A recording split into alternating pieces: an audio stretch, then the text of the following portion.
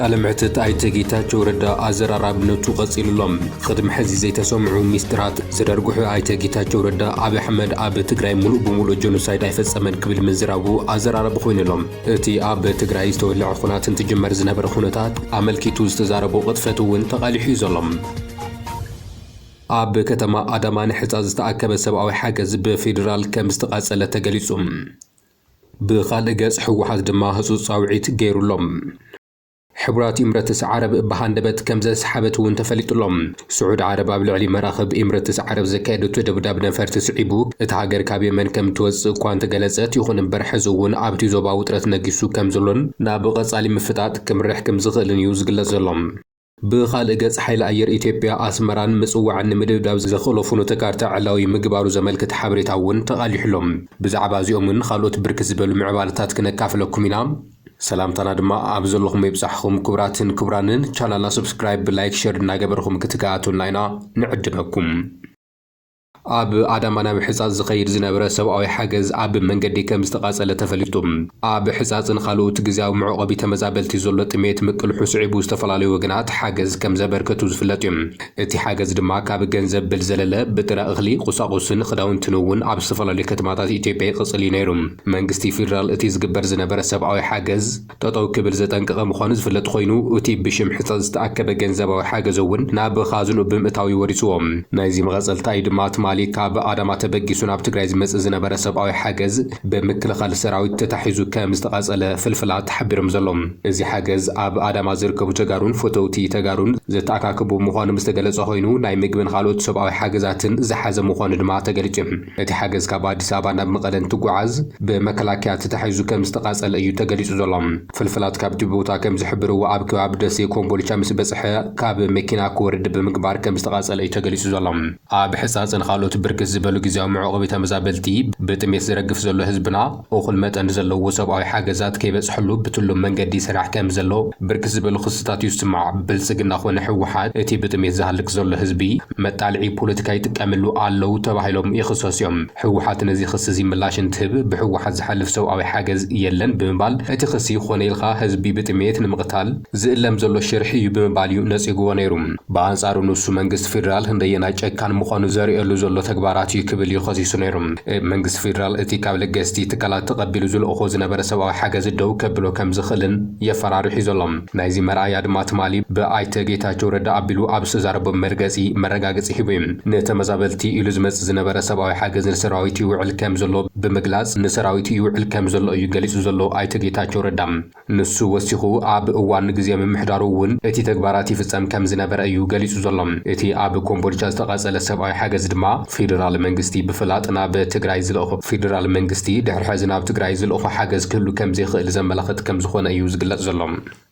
نزيا ملكتو مع دكتور دبروسون جبر ميكائيل دبدبي صحيف اللهم دكتور دبروسون جبر ميكائيل منقست فيدرال سمنات بريتوريا بمتحاس آب تجراي قبل علي تمزابلتي استتناخر الجاملاوي تميت كقصل يقبر على كبليو خسيس زلهم طاوعين هوتو سبع حاجزات بزبل أبومبر ودب حوحة زخون دكتور دبروسون جبر ميكائيل ناب أبومبر كوميشن حبرة أفريقيا محمد علي يوسف أبزل أخو دبدبي آب تجراي قبل علي تمزابلتي خوني الخزف زمزلو تميت هزوز أغلبوت تطلبي كبليو قاليسو زلهم آب تجراي زركبا مع خلات تمزابلتي حصاص الشراء عدوى عبي عدي عدقرات المقلن بأمايت أشحت وزور سبات رمعي عنكت سمنت بريتوريا بمتحا سرعتاوي تميت إيقات مم آلو كبليو دكتور دبروسون جبر ميكائيل آبيتو تقريبو زلم حزون انتخون منقذ فيدرال سمنت بريتوريا بمتحاس آب تجراي قبل علي تمزابلتي استتناخر الجملاوي تميت كقصل يقبر آلو كبليو دكتور دبروسون قاليسو زلم اتي منقستي أبو خندزو صحاق زكالاتف ناي حسوت خصتاتن بروباغاندا متستاوني مريسو زلو كبليو قاليسوم زاقير ترقم زلو ودقف قبر زي خالو كوميشن محرر سقات حدقة فيدرال سقايت مزابلتي بزخف أبركي أبزقادت ناي بروباغاندا مجلزتات إيو آريه بوزول كبليو اتي بدكتور دبروسون جبر ميكائيل تفرمو كاب بيت صفات حوحة زوص مجلسي أملاخيتو زلم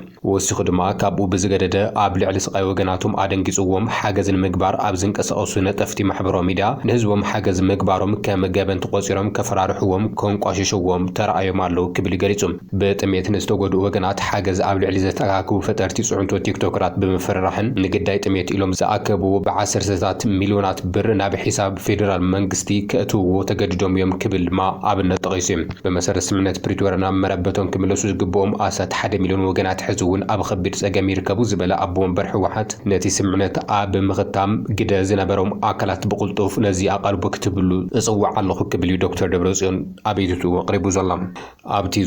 ኣብቲ ካብ ቤት ጽሕፈት ሕወሓት ዝወፀ መግለፂ ከም ዘመላኽቶ ህፁፅ ሰብኣዊ ተበፃሕነት ክህሉ ጉዳይ ዝወሃብ ረድኤትን ተበፃሕነትን ናፃ ምርመራ ክካየድ መንግስቲ ፌደራል ዘካይዶ ዘሎ ገደብ ምትእክካብ ገንዘብ ዜጋታት ዲያስፖራ ተበግሶ ሓግዛት ገበናዊ ምግባር ከብቅዕን ህዝባዊ ተሓታትነት ከረጋገፅን ብድምር ስምምነት ፕሪቶሪያ ብምሉእነት ክትግበርን ቁልጡፍ ስጉምታት ዘድልዮም ጉዳያት እዮም ክብል እዩ ኣስሚሩ ዘሎ።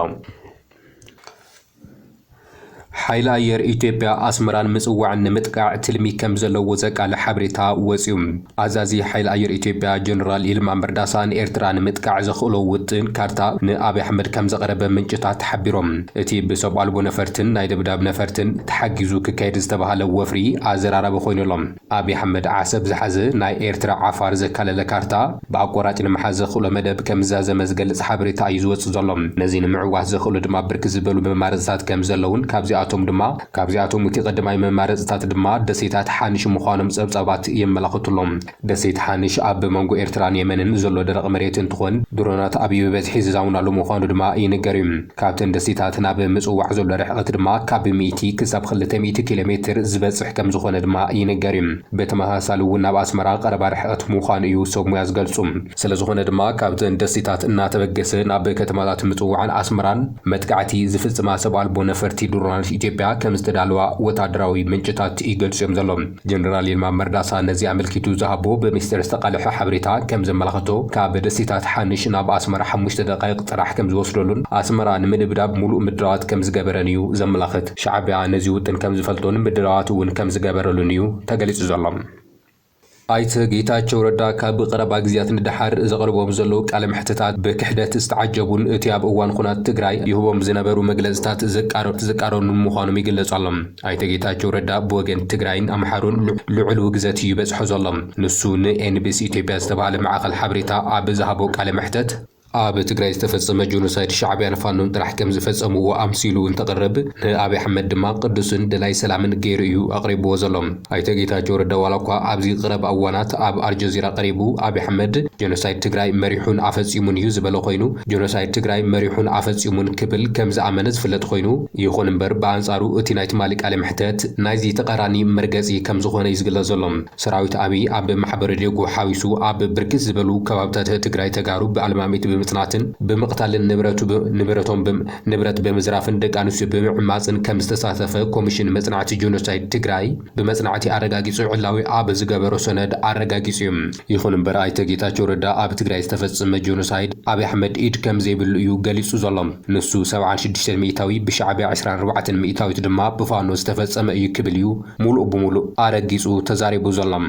ንሱ መንግስቲ ኤርትራ ኣብ ልዕሊ ህዝቢ ትግራይ ዝፈጸሞ ጽንተት ትሉም ብዝኾነ መንገዲ ምንባሩ ድሕሪ ምዝኻር እቲ ስርዓት ናይ ኩናት ገበን ብምፍጻሙ ድማ ኣብ ቅድሚ ሕጊ ክዳነ ከም ዝግብኦ ይገሊጹ። ኣብ ልዕሊ ህዝቢ ትግራይ ዝበጽሐ ጆኖሳይድ 76 ሚእታዊት ብሻዕብያ ዝተፈጸመ ከም ዝኾነ ዝገለጸ ንሱ 24 ሚእታዊት ድማ ብፋኖ ጽንተት ከም ዝተፈጸመ እዩ ኣብቲ ቃለ መሕተት ዝገልጽ። ሰራዊት ኤርትራ ናብ ትግራይ ኣብ ዝኣተወሉ እዋን 30 ዓመት ንድሕሪት መሊስኹምና ኢኹም ንሕና ድማ 40 ዓመታት ንድሕሪት ክንምልሰኩም ኢና እናበለ ዝኸኣለ ኩሉ ወሲዱ እቲ ዝተረፈ ድማ ኣውዲምዎ ብምኻዱ ኣብ ኢንዱስትሪ ትግራይ ገዚፍ በደል ከም ዘብጽሐ እዩ ገሊጹ። ይኹን እምበር ናይቲ ጆኖሳይድ በዓል ዋና ዝኾነ መንግስቲ ኢትዮጵያ ካብ ተሓታትነት ሓራን ምውፃእ ንመንግስቲ ኤርትራን ፋኖን ጥራሕ ወቂሱ ኣይተ ጌታቸው ረዳ ዝሃቦ መብርሂ ብርክት ዝበሉ ኣካላት እናተቃውሙ እዮም።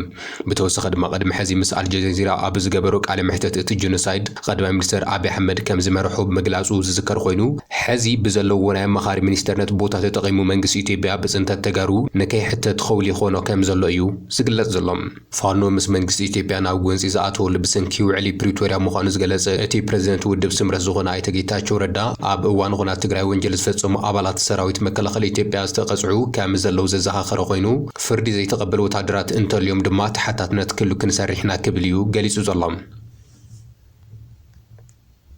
ህዝባችንን መሸቀጫ ልታደርጉ ነው እርዳታ ብላችሁ የመንግስት ኃላፊነት እኮ ነው። ሰው የሕፃጥ ያወራል። ሽሬ ከተማ ቤት ትምህርት ፀሐይ የሚባል ቆዳቸው ምናምን ተጣብቆ nobody cares about them በየጊዜው ሲደንሱታቸዋል በድል ተጠናቀቀ ጉባኤያችን ስብሰባችን ያሉ ምንም ጠብ የሚል ለትግራይ ህዝብ የሚጠቅም አጀንዳ ዲስከስ ስለማያደርጉ በድል ሲጠናቀቅ እንደገና ክራይሲስ ሲፈጠር ምንም ሳትቀሳቀስ እንዴት ክራይሲስ ይፈጠራል እነዚህ ሰዎች they don't care about the people of Tigray they don't care የድርጅታችን ዕውቅና ካልተመለሰ መፈናቀል አንመለስም ብለዋል ይላል ድርጅታችን ማጠናከሪያ 4 በሬ አውጥተናል ይላል በረሃብ ይሞት ያለ ሰው የማድረስ ጉዳይ አይደለም ማለት ካሁን በፊት ቢያንስ ብዙ እርዳታ ሰጪ ተቋማት ነበር አሁን ኤምሬትስ ዓረብ ካብ የመን ድንገት ከም ዘሰሓበት ተፈሊጦም ኤምሬትስ ዓረብ ካብ የመን ሃንደበታዊ መንሰሓብ ከም ዝገበረት ተገሊጹም እዚ ስጉምቲ እዚ ኤምሬትስ ዓረብ ሓይልታት ካብ የመን ክተውፅእ ስዑድ ዓረብ ምትሕሳባ ስዒቡ እታ ወታደራዊ ኣጽዋራት በመቀባል ትኽሰስ ሕቡራት ኤምሬትስ ዓረብ ካብ የመን ክትወፅእ ብንግስነት ስዑድ ዓረብ ሰመዝ የመንን ንዝቐረበላ ጠለብ ከም ዝተቐበለቶ ይግለጽ ኣሎ ፕሬዚደንት ቤት ምኽሪ ናይቲ ኣብ ኤደን ዝርከብ ቤተ መንግስቲ ኤምሬትስ ዓረብ ኣብ ውሽጢ 24 ሰዓት ካብታ ሃገር ክወፅእን ዝሕለፉ ትእዛዝ ብምስዓብ ሪያድ ነዚ ሳውዒ ተቕሪባ ዘላ ብስዑድ ዓረቢ ዝምራሕ ወታደራዊ ልፍንቲ ኣብ ልዕሊ ተነጸልቲ ሓይልታት ደቡብ የመን መጥቃዕቲ ድሕሪ ምፍጻሙ ኣቡዳቢ ሓይልታት ከም ተውፅእ ኣፍሊጣ ዘላ ኤምሬትስ ዓረብ ነቶም ብግዜያዊ ቤት ምኽሪ ደቡብ STC ዝፍለጡ ዕጡቓት ኣጽዋር ብምዕጣቕ መጥቃዕቲ ክፍጽሙ ደፋፊኣ ዝብል ክስ እውን ይቐርበላ እዩ ስዑድ ዓረብ ነዚ ሓደገኛ ዝኾነ ተግባር ንምህዳእ ኣድላይ ስጉምቲ ከም ትወስድ ኣጠንቂቓ ከም ዝነበረት ይፍለጥ እዩ ነዚ ስዒቡ እውን መጥቃዕቲ ኣፈጺማ ስዑድ ዓረብን ኤምሬትስ ዓረብን ኣብቲ ኣንጻር ዕጡቓት ሕቲ ክካየድ ዝጸንሐ ኩናት ከም መሻርክቲ بحبار تسلفن مصنحن زفلط خوينو انتو خنا غنا اب منغوتهم انصار حوتي استسلفوا يمناوያን ዘጋጠመ ምምቃል ክልቴን ሃገራት ከም ዝጸለወን ይፍለጥዮም ሚኒስተር ምክልኻል ሕቡራት ኤምሬትስ ዓረብ ብሶሉስ ምሸት ኣብ ዘውጽኦ መግለጺ ኣብ የመን ዝጸንሑ ኣባላት ጸረ ሽበራ ብናይ ገዛ ርእሰ ውሳነ ክወጹ ከም ዝተወሰነ እዩ ተፈሊጡም ኣብዚ ቀረባ እዋን ዘጋጠመ ምዕባልታት ኣብ ውሕስነትን ኣድማዕነትን ተልእኾ ናይቲ ጸረ ሽበራ ዘለዎ ሳዕቤንን ኣብ ግምት ብምእታው እቲ ናይ መስሓብ ስጉምቲ ከም ዝተወሰነ እዩ ተገሊጹም ብዛዕባ እቲ ወታደራዊ ልፍንቲ ዝተኻየደ መጥቃዕቲ ይኹን መጠንቀቕታ ስዑድ ግን ብንጹር ኣይተጠቐሰን እዩ ሚኒስተር ጉዳያት ወጻኢ ስዑድ ኣብ ዘውጽኦ ተሪር መግለጺ ነቲ በቶም ሓይልታት ደቡብ የመን ዝተወሰደ መጥቃዕቲ ንምግታእ ዝሰርሕ ከም ዘላ እዩ ገሊጹ ሪያድ ከም ዝገለጸቶ ኤምሬትስ እቶም ተነጸልቲ ሓይልታት ደቡብ የመን ኣብ ኣውራጃታት ኣልማህራን ዘካየድዎ መጥቃዕቲ ንሃገራዊ ድሕነት እታ ንግስነት ዝስግእ ከም ዝኾነን እታ ምርጋ ሪፐብሊክ የመን እቲ ዞባ ኣብ ሓደጋ ዝእቱ ከም ዝኾነን እያ ገሊጻ ሚኒስተር ጉዳያት ወጻኢ ኣቡዳቢ ግን እቲ ናይቶም ሓይልታት ብመርከብ ዝተለኣኸ ንብረት ኣጽዋር ከም ዘይነበሮ ገሊጹ بالعلي سعود عرب سقطين مقبار زعلمه كم زخونه زقلص ግን ካብ ሓቂ ዝረሓቀ ክብል እዩ እቲ ጀነራል ገሊጾም ነቲ ተፈጢሩ ዘሎ ኩነታት ንምቆጻር ከምውን ጸጥታ መረጋ ንምውሓስ ክትሰርሕ ምጽናሕ ኤምሬትስ ሞጊታላ ላዕለዋይ ሓላፊቶም ተነጸልቲ ኣካል ዝኾነ 8 ኣባላት ዘለዎ ፕሬዝደንታዊ ቤት ምኽሪ ብሰሉስ ኣብ ዘውጽኦ መግለጺ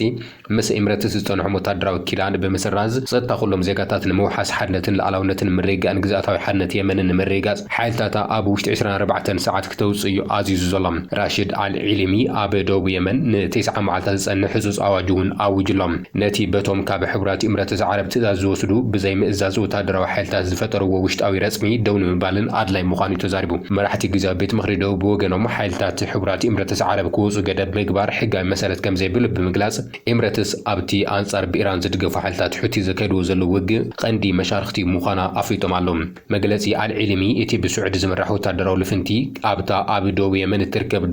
ደባዊት ከተማ ሙካላ መጥቃዕቲ ድሕሪ ምህጻቡ እዩ ነቲ መግለጺ ሂቡ ዘሎም እቲ ድሮት ደብዳብ በኽለተ መራኸብ ዝኣትዎ ኣጽዋር ወታደራዊ መኻይንን ዒላማ ዝገበረ ከም ዝኾነ ተገሊጹ እቲ ወታደራዊ ንብረት ንሰላምን መረጋእን ናብ ሓደጋ ዘምርሕ ሕጹጽ ስግኣት ምዃኑ ኣፈኛ እቲ ወታደራዊ ልፍንቲ መጀር ጀነራል ቱርኪ አለም ሚሊክ ይገሊጹ ዘሎም ኣገልግሎት ዜና AFP ኣብ ዘውጽኦ ጸብጻብ ህዝቢ ካብቲ ከባቢ ክወጽእ ከም ዝተሓበረ ድሕሪ 15 ደቂቓ እቲ መጥቃዕቲ ከም ዝተጀመረ እዩ ኣመላኺቱ ዘሎም BBC ወታደራዊ መኻይን ዝርከበን ተሽከርከርቲ ኣብ ውሽጢ ቀጽሪ ናይቲ ወደብ ነዲድን ዓኔን ዘርኢ ምስልታት ኣብ ማሕበራዊ መራኸብታት ዘርጊሑ ዛዕባ ኣብ ሰብ ዝወረደ ጉድኣት ግን ዝተባሃለ ነገር የለን እቲ መጥቃዕቲ ብዘይ ኣፍልጦ ምፍጻሙ ባህ ዘይበላ ኤምሬትስ ዓረብ በቲ ስጉምቲ ከም ዝተገረመ ተሓቢራላ እቲ ንብረት ኣጽዋር ከም ዘጠቓልልን ዝገለጸት ኣቡዳቢ እተን መኻይን ዝኾነ የመናዊ ሓይሊ ዘይኾነ ሓይልታት ኤምሬትስ ክትጥቀመለን ዝኣትዋ ምዃነን ገሊጹሎም ኣብ ዝሓለፈ ቀዳም እቶም ተነጸልቲ ሓይልታት ደቡብ የመን ካብ ሓራሙትን ኣልማሃርን ብሰላም ክወጹ ተማሕጺኖም ምንባሮም ይፍለጥ እቲ ሓይሊ ኣየር ኣብቲ ዋዲ ናብ ሓድራማውት ደብዳብ ድሕሪ ምፍጻሙ እዩ እቲ ጻውዒት ዘቕረበ مبارخس كبراتن كبران نلومينا باخم زحرنا معبالات نزيهم يمثل نيرم حابرهم ناس لصنع خما زينا المسكن channel سبسكرايب لايك شير بمغوار بيس منك تخونوا دما نعدم